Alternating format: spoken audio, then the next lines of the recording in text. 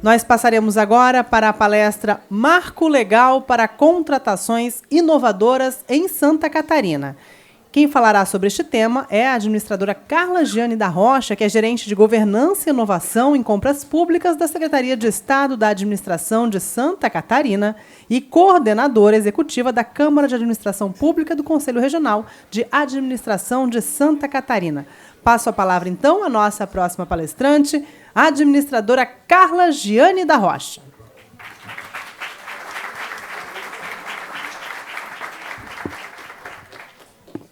Boa tarde a todos. Vou encurtar aqui uns 10 minutos da apresentação para a gente não perder o horário. E é uma honra para mim falar depois de 3 pessoas que me inspiram aí, o Franklin, a Virgínia. Tive a oportunidade de almoçar ali, a gente conversou, a gente bebe naquela fonte há algum tempo. E a Marina, que a gente tem a central de compras ali, então é sempre muito bom. Recebemos um desafio aí, que é criar um marco legal para a contratação de soluções inovadoras no estado de Santa Catarina, que é a gente mudar um pouquinho a lógica de como a gente contrata, e aí engloba tudo aquilo que foi falado aqui já, e ousar um pouquinho mais.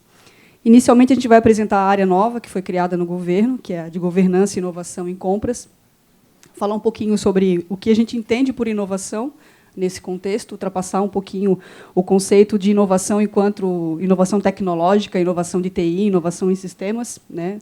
Muitas vezes a grande inovação ela é aquela que é incremental e que a gente vem da chamada burocracia de chão de fábrica, né? Que muitas vezes faz milagres e grandes mudanças. Falar um pouquinho de compra pública de inovação pelo mundo, do que a gente pesquisou, do que a gente viu aqui no Brasil, e, por fim, apresentar aí o que seria a proposta, o que está se encaminhando em termos de regulamento, de marco legal para a contratação de solução inovadora aqui no estado de Santa Catarina. É uma construção coletiva, a gente está fazendo os estudos técnicos, né, mas tem vários atores envolvidos e muitos deles aqui presentes. A gente vai falando sobre eles no decorrer da apresentação. Então, sobre a gerência de governança e inovação em compras, ela é um bebezinho, não tem nem 6 meses aí, foi criada no dia 12 de junho, com a nova Lei Complementar 741, e ela atende uma demanda da Karen, que estava lá como diretora de gestão e licitação, e sentiu a necessidade de criar uma área que trabalhasse justamente esse escopo de governança e inovação, considerando que a Secretaria de Estado da Administração é uma secretaria sistêmica, né, que trata aí de normatizar e orientar e formular regulamentos para todo o sistema de gestão de materiais e serviços do Executivo Estadual. E a Virgínia já falou bastante, e a Marina também apresentou ali, são aspectos de governança, né, quando a gente trata de gestão do conhecimento, quando a gente trata de organizar fluxos. No quesito governança, a gente tem tentado trabalhar com a questão da avaliação, monitoramento, né, da gestão. Estamos criando uma série de indicadores para acompanhar as compras do Estado. É clichê, mas a gente não mede, não consegue fazer boa gestão, né? A gente tem que entender onde é que a gente está para saber onde é que a gente quer chegar. A partir desses indicadores, estabelecer algumas metas. E, no escopo da inovação, a gente trabalha muito forte na inovação incremental. Quando a gente discutiu a criação da área, né, e falamos, uma gerência de inovação, a gente pressupõe uma disrupção enorme, né, um modelo que derruba e constrói outro. Mas a inovação que a gente trabalha é uma inovação incremental em 2 aspectos principais, né? Incremento de novos modelos de serviço, que estão sendo concebidos, estudados aí na área, né? A gente pegou algumas coisas andando, e outras a gente vem estudando novos modelos e se apropriando muito, bebendo muito na fonte da metodologia, que a central compartilhada lá do governo federal usa. E não pretendemos ser uma central de compras, mas sim estudar algumas possibilidades de compras centralizadas naquelas em que for vantajoso para o Estado, né, comprovado através dos estudos técnicos preliminares. A gente está atuando um pouquinho no monitoramento de alguns contratos, de algumas contas estratégicas do governo, no intuito de que, como a Virgínia falou, a gente toma alguns tombos, né? Então, a gente implementa um modelo e, quando vai acompanhá-los, entende que não era o melhor. A gente achou que era o melhor, que inovador, disruptivo, e a gente precisa monitorar, acompanhar isso para voltar atrás quando for necessário. A gente já está atuando em alguns requisitos, quando ela foi falando ali da questão da gestão do conhecimento, da capacitação, criamos alguns programas no escopo da DGLC. com o Vanderlei, com os próprios técnicos da casa aqui, dando capacitação, trabalhando com... A gente cria o DGLC Capacita, o DGLC Orienta, que é a tentativa de uniformizar o conhecimento dentro da rede do governo, né, de compradores do governo. Tem a rede de compradores, que a gente tenta, de alguma forma, auxiliar, e a rede é bem interessante, porque é onde a gente capta as dores dos compradores do Estado, né? A nossa compra aqui não é central, cada secretaria compra o seu, e a gente tem tentado entender as principais dores, os principais problemas dos compradores e atuar nesse sentido. O próprio Tribunal de Contas é parceiro na rede, né, e vem ajudando bastante a gente. E a gente entende inovação trabalhando bem forte na questão incremental. Eu trago aqui o conceito da lei, do Marco Legal da Inovação. Por que eu uso o conceito da lei, do marco legal? Porque é a partir dele que a gente vai formular, é aqui que a gente tem o subsídio para criar o marco legal aqui em Santa Catarina, né? Vou trazer algumas experiências aqui, tem alguns estados já fazendo contratações, algumas deram problema, esbarraram, né, levaram tombos, e outras, agora eu vi uma que efetivamente se consolidou, que foi a primeira no país aí, que foi nesse modelo, e está dando certo por enquanto. Em empresas públicas, a gente tem alguns modelos melhores, eles têm algumas flexibilidades da Lei 13, né, então a gente está bebendo em todas essas fontes aí para propor o modelo. Mas, em que pese todo o arcabouço legal, o que a gente trabalha forte é que inovação ela serve, na verdade, para melhorar a vida das pessoas, para melhorar a vida do comprador, para melhorar a vida, como o Frank falou, daquele que usufrui daquilo que a gente compra, né? O resultado final é o interesse público atendido. E isso a gente nunca perde de vista. Então, nada mais inútil do que fazer aquilo que não deveria, bem feito, aquilo que nem deveria ter sido feito, né? E aí, nesse contexto, falar um pouquinho de compra pública de inovação. Foi uma encomenda do nosso secretário de Estado, ainda em maio, né? Maio, assim que a gente chegou. Até a gente brinca, né, Luana? A Luana está ali, a nossa gerente de inovação no governo, que a gente vai fazer uma camiseta calma, secretário, né? Porque a sede é de inovar muito. Não entre em pânico. Não entre em pânico. E aprendi a usar toalha, né? Porque se fosse uma solução fácil, teria vários decretos espalhados por aí, já prontos para serem utilizados, né? Mas a gente acredita que chegou num modelo. E pelo mundo aí a gente tem vários cases de sucesso, grandes compradores de inovação, nos modelos, muito disso a gente está trazendo para o nosso decreto. Está aí os Estados Unidos, o Canadá, a Finlândia, a Espanha, o Reino Unido e a Índia. A Índia é uma grande compradora de inovação. A Índia, quase tudo que compra, ela especifica problemas e não serviços, né?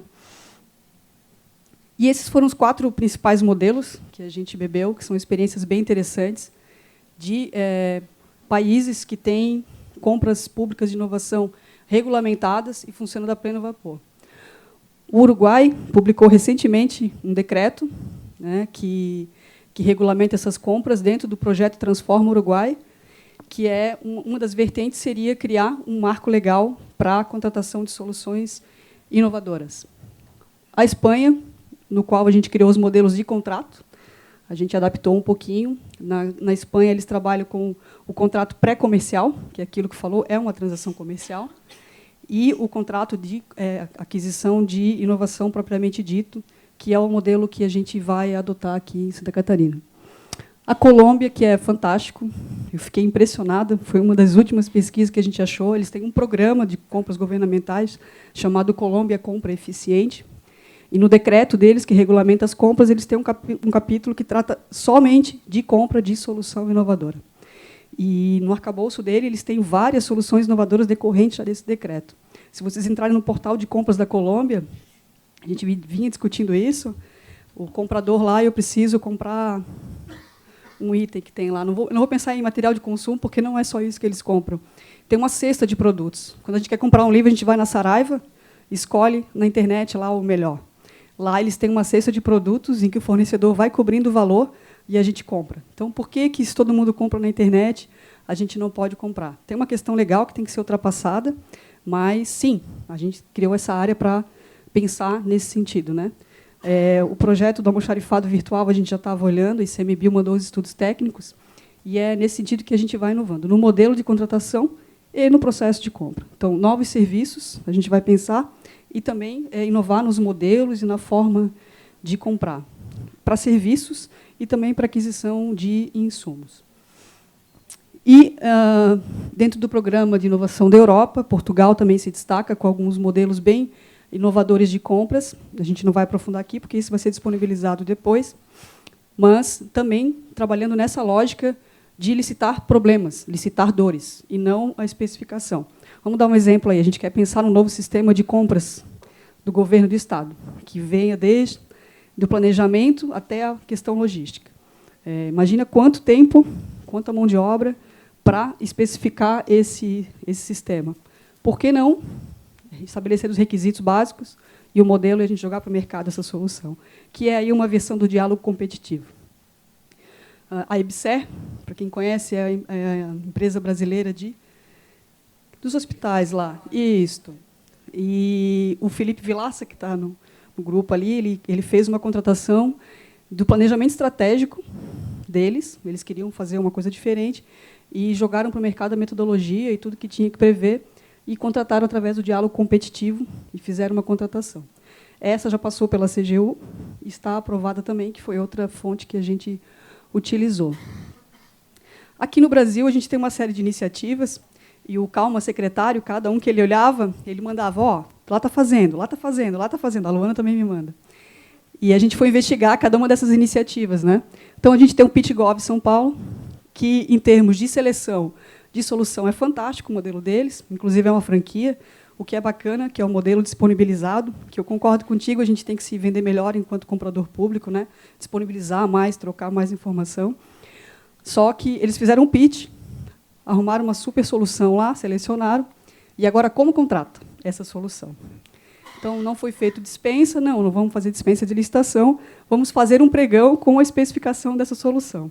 E aí ganhou outra empresa que não conseguiu executar o serviço. Resumo da obra, está no Tribunal de Justiça, lá em São Paulo, não passou. Eu falei, secretário, calma, essa não temos que aprimorar, né? E claro que tem muita coisa boa que foi tirada daí. O PIT Sabesp, que é uma empresa pública, tem um diferencial, que trabalharam com a lógica de fomento. Então, eles fizeram o pitch para selecionar lá. Eram 24 dores, problemas colocados, e eles elegeram para fomentar, incubaram dentro da Sabesp o desenvolvimento das soluções apresentadas. R$150 mil, estabeleceram um valor lá e colocaram, e eles desenvolveram. Era basicamente aplicativos, eles desenvolveram um aplicativo para identificação de fraude na medição da água lá no estado de São Paulo. E vejam que foi uma startup que ganhou, eles ganharam milhões em economia, porque conseguiram identificar os problemas, e custou R$150 mil para eles, né? Nesse caso, foi ótimo. 5 minutos só já, meu Deus. O LabGES, do Espírito Santo, que essa semana agora, eles publicaram uma lei de contratação de solução inovadora, que foi discutida, a gente vem conversando com eles há algum tempo, mas já estava lá na Assembleia, e tem algumas coisas muito similares ao que a gente está pensando aqui para Santa Catarina.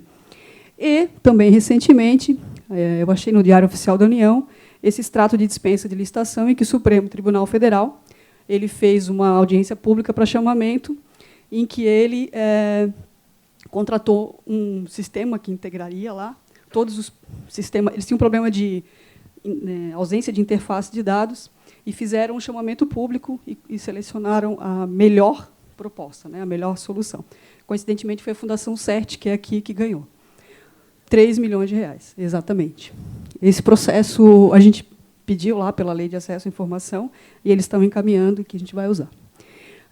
Tudo isso que a gente está fazendo está formatado num estudo técnico, todas essas análises que foram feitas das legislações, que vai ser disponibilizado na lógica de que a gente precisa compartilhar, né, o que a gente vem estudando, porque eu concordo contigo, inovar não é fazer algo inédito, inovação não é ineditismo.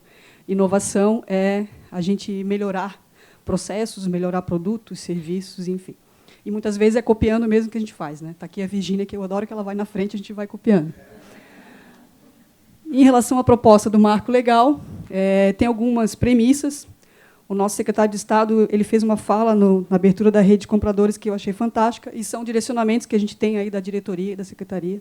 A Secretaria de Estado da Administração ela é meio, ela é uma secretaria meio. Então, o nosso papel é facilitar a vida dos órgãos finalísticos, das secretarias finalísticas. Então, é com esse norte que a gente tenta pautar os nossos projetos e iniciativas. E a nossa diretora, Karen Sabrina, sempre fala que a gente tem que pensar a compra como política pública, como possibilidade de desenvolvimento.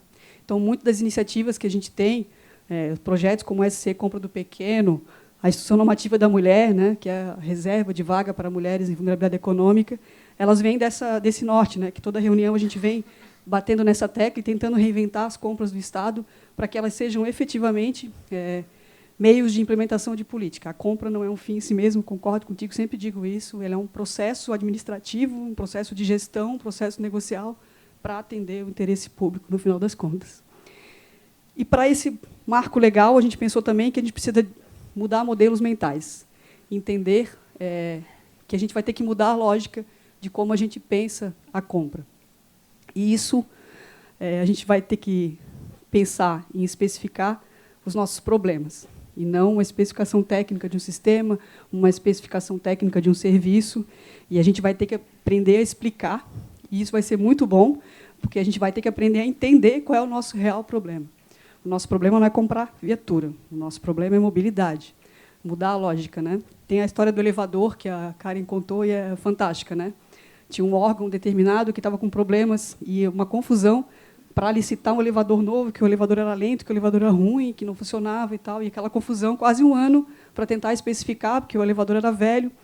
E aí, por fim, algum gênio teve uma ideia de colocar aquelas TVs que ficam passando informações e atrativos do elevador, e nunca mais ninguém reclamou do elevador. Né? Então, entender a lógica que muitas vezes não é especificar o que a gente pensa que é verdadeira dor, e sim especificar problemas. Imagina se a gente faz uma licitação para um elevador novo, uma contratação de solução inovadora, e alguém vem com R$1 milhão para um elevador novo e o outro gasta R$1.000 para uma TV dessa. Né? Seria um sonho. Um outro fator preponderante que a gente tem que considerar é risco. A inovação, ambientes inovadores pressupõem a gente não ter aversão a risco. E, claro, que na administração pública o risco não pode ser incalculado. Né? A gente tem que saber medir, aceitar quais riscos a gente vai mitigar, quais a gente vai aceitar, quais a gente vai sublimar. Mas o risco maior é não inovar. Então, a gente tem que calcular esse risco, mas tem que se lançar nessa jornada de fazer compras inovadoras. E outra questão que o Frank colocou muito bem, eu mesma estou me reinventando nesse sentido, que a gente precisa entender o mercado. A gente precisa entender onde é que está inserido, quais possibilidades a gente tem. A gente está estudando locação de veículos agora e a gente inventou um negócio que nem existe no mercado, na nossa cabeça. Mas aí a gente está se aproximando do mercado e entendendo que ele pode se adequar e atender esse modelo. Né? Então, essa relação com o mercado vai ser bem importante nesse processo. E aí a gente tem a legislação, que vai fundamentar esse marco legal. A gente tem o marco legal da inovação nacional, a lei de licitações e contratos, o nosso decreto, o regulamento de compras, que o Vanderlei, que é nosso gerente de licitações, já fez uma pré-revisão, aí a gente vai lançar uma consulta pública, e a lei estadual de incentivos à inovação, que tem um grupo de trabalho que está revisando essa lei, então vai sair uma lei nova agora, que a gente já vai aí conseguir, talvez, inserir algum dispositivo que nos ajude no marco legal. Em linhas gerais, o fluxo do marco que está proposto, que está finalizado a minuta, as demandas seriam absorvidas pela Diretoria de Tecnologia e Inovação da Secretaria de Estado de Administração, tem alguns requisitos pré-definidos, não chamamos de termo de referência, chamamos demanda de solução inovadora, para não misturar, né, que nós vamos especificar problemas nesse documento e não especificar o serviço. E a DIT vai passar por lá por uma questão de a gente conseguir aí trabalhar o sistema de inovação do governo do Estado. Não é para mudar as dores de vocês, mas para a gente adequar aí a um padrão, né, estabelecer um critério parelho de contratação. O processamento ele vai se dar na Diretoria de Gestão de Licitações e Contratos, na Gerência de Inovação e Compras, e ele vai ser através de um edital de chamamento público, que a gente está chamando, e esse edital é como se fosse a razão social. E aí ele vai poder trazer aí um pitch, um hackathon, tudo mais que a Luana inventar para fazer lá. Teve um hackathon agora, por exemplo, a gente não tinha aí a condição de contratar, e teve uma solução super bacana que saiu de lá para a saúde. outros modelos virão, né? O pitch é de São Paulo, teve o hackathon e tem outros meios de fazer. Mas edital é um chamamento público que vai ter uma minuta padrão aprovada pelo jurídico. Foi estabelecido no marco legal que vai ser sempre uma comissão julgadora, formada minimamente pela Diretoria de Tecnologia e Inovação do Governo do Estado, que é uma diretoria sistêmica, né, e, portanto, vai fazer parte. A Secretaria de Desenvolvimento Econômico Sustentável, que tem a FAPESC, o Pacto pela Inovação está lá dentro, e sempre o órgão demandante, podendo, está sendo previsto, estudado, a possibilidade de termos de cooperação técnica, inclusive, com instituições privadas que tenham aí, por fim, a inovação. Exemplo, tem os hackathons aí de SEASC, ACAT, SEBRAE. A administração poderia, através de um termo de cooperação técnica e garantido que a escolha seria dela, que a gente não pode subdelegar o poder de escolha, fazer parte, né, beber no mercado, que a gente tem um ecossistema de informação bem forte aqui na região. Opa. O instrumento seria a dispensa de licitação, isso baseado lá no artigo 31 do artigo 24 da Lei 866, e no próprio Marco Legal da Inovação, e no Marco Estadual, que vai trazer mais forte essa questão. Vai ser feita pela Secretaria da Administração, essa dispensa, o secretário de Administração vai bancar isso para os órgãos do sistema, né? E aí a fase da contratação seria dentro do órgão. O gestor e o fiscal seria o próprio órgão demandante, que foi ele que conhece o problema. E aí a gente tem dois tipos de contrato previstos. Um é o contrato de fomento, quando eu seleciono a melhor solução e eu preciso desenvolvê-la. Então, muitas vezes, uma startup não tem dinheiro para desenvolvê-la, e aí surgiu a questão do teto do preço. Essa nós pegamos do Espírito Santo, eles estabeleceram um teto do artigo 23, inciso 2 da lei, que seria o teto para fomento de uma solução. Existe também a possibilidade de cessão de infraestrutura e bens, que é eu poder incubar, por exemplo, dentro de uma estrutura do governo, dentro dos polos de inovação lá da SDE, e oferecer bens, infraestrutura, para que as startups ou empresas desenvolvam a solução. E, no caso dos contratos de fomento, a gente traz aí a obrigatoriedade da matriz de riscos, que é uma preocupação que a gente tem, que a administração ela não pode ir lá e colocar todo o dinheiro, e tem que ter alguma avaliação aí. E a ideia, e isso aqui tem um modelo espanhol também envolvido, que é a gente dividir riscos com a empresa privada. E essa matriz de risco seria elaborada pela DIT, né? E o contrato de fornecimento, que após testado, é a aquisição da solução propriamente dita. E aí a gente está regulamentando um pouquinho a possibilidade de prorrogação desse instrumento, porque muitas vezes a solução ela pode ser de curto prazo, de longo prazo, nesse desenvolvimento. Em relação ao cronograma desse marco legal, no dia 5, agora, a próxima semana, a gente vai ter uma reunião para apresentar os órgãos de controle, o Ministério Público está aqui, o Tribunal de Contas, fazer uma aproximação inicial para que a gente possa, aí, quando esse marco legal sair, ele sair sem problemas, né, com o entendimento de todos.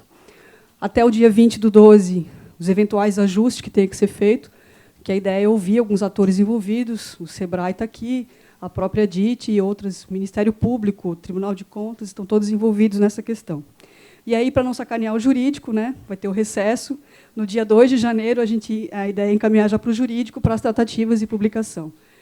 O Calma secretário quer que até o final de janeiro a gente tenha esse marco legal aí publicado. A ideia era 25 de novembro, né, mas não foi possível. E a gente está trabalhando com esse... Se nada der errado no meio do caminho, que não vai dar, não se desespere, não entre em pânico, a gente vai conseguir. E eu termino com essa frase que eu gosto bastante, que é: não tenha medo de pensar diferente dos outros. Tenha medo de pensar igual e descobrir que estavam todos errados. Então, a gente vai ousar. A construção do decreto foi feita com base nisso. Agradeço aí a Karen e o secretário por ter dado esse desafio. E é muito importante a gente ter patrocínio nos projetos, nas ideias, né? Então, muitas vezes, a gente ganha a missão e não ganha o respaldo. E, nesse caso, a gente ganhou e acreditamos que vai dar tudo certo. E, em janeiro de 2020, a gente pode rasgar a camiseta e aí todo mundo vai poder contratar soluções inovadoras, né? Isso envolve toda uma questão de capacitação, que está sendo montada lá com o pessoal da DIT, que vai estar lá no Link Lab em breve também, né, Luana? E o Ministério Público vai estar lá na reunião também, já deram algumas contribuições. O Rodrigo, que está aqui, também já mandou algum material. Então, é uma construção coletiva, a gente está aí só tentando organizar essas informações, mas a ideia é que a gente possa licitar problemas daqui para frente. Muito obrigada.